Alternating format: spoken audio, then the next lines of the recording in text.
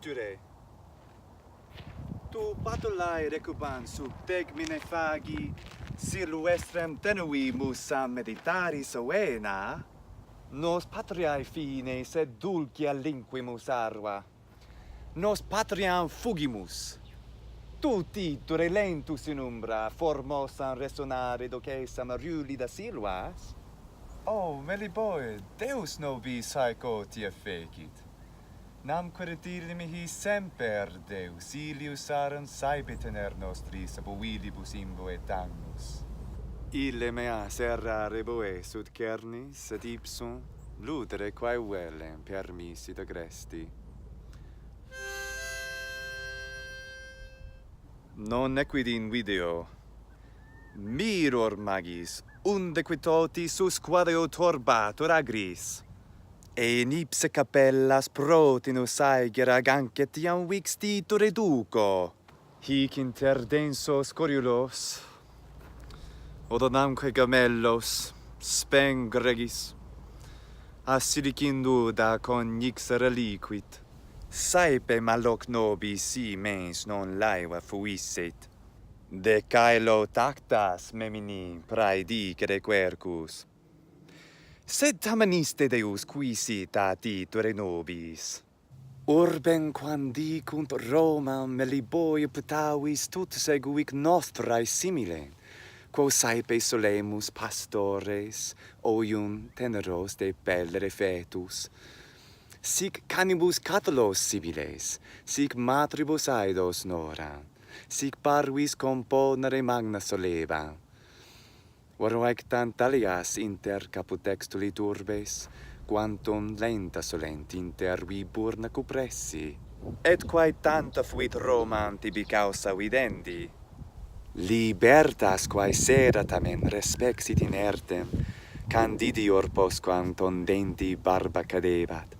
Respexit tamen et longo post tempore venit, postquam nos amarulis habet Galatea reliquit. Namque fatebere in me Galatea tenebat, nec spes libertatis erat, nec cura peculi. Quam vis multa meis exidet victima saeptis, pinguis et ingratae premeretur caseus urbi, non unquam gravis aere domum mihi dextra redibat.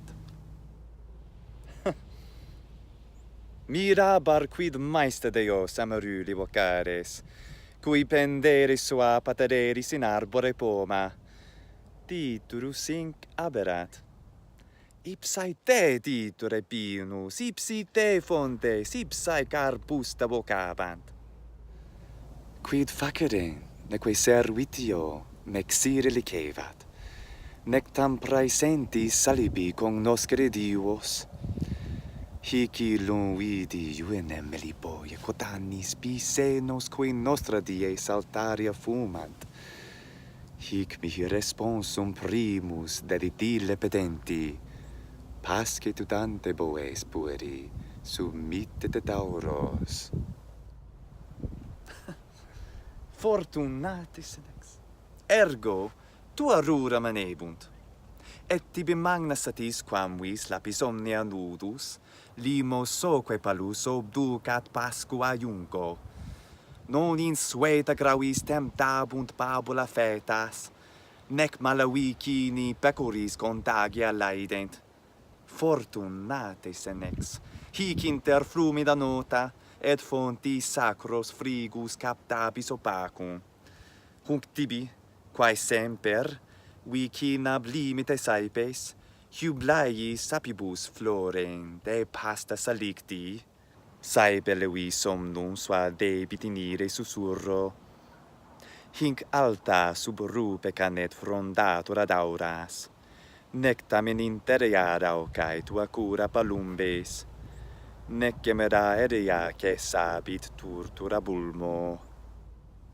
Ante leves ergo pascentur in aecere gerui, et frete destituent nudos in litere pisces, ante per errati samborum finibus exul, aut ararim partus bibet aut Germania digri, quam nostri lius labatur pectore vultus.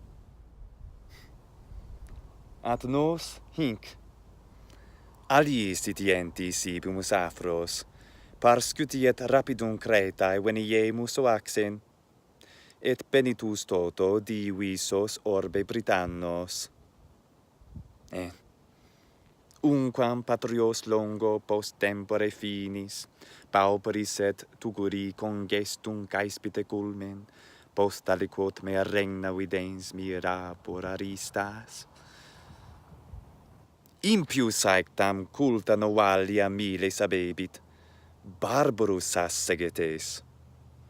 En quo discordia civis produxit miseros, his nos consevimus agros.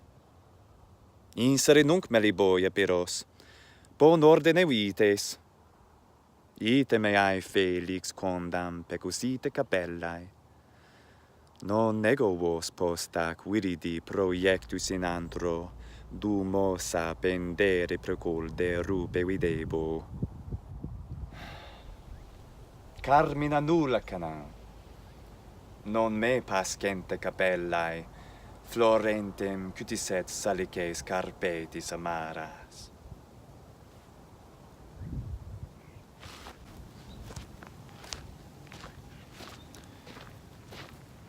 Hic tamen hanc mecum poteras requiescere nocte, fronde super viridi, sunt nobis mitea poma, castaneae moles et presi copia lactis, etiam summa proculvi larum culmina fumat, maioresque cadunt altis de montibus umbrae.